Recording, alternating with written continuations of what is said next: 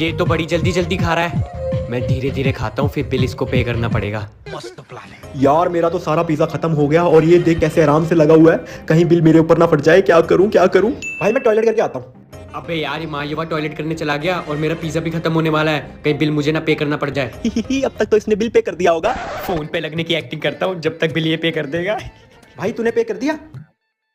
भैया आपका 200 रुपये हो गया। भाई मैं तो कैश लेके ही नहीं आया। अच्छा हुआ मैंने पर्स घर पे ही रख दिया था। कोई नहीं, जीपे कर दो। भाई जीपे कैसे करूं? मैं तो फोन ही लेकर आया। अच्छा हुआ मैं पहले ही फोन चार्ज पे लगा के आ गया था। अब इसके पास फोन है, बिल भी यही देगा। अरे यार, अब तो मुझे बिल पे करना पड़ेगा। नहीं यार।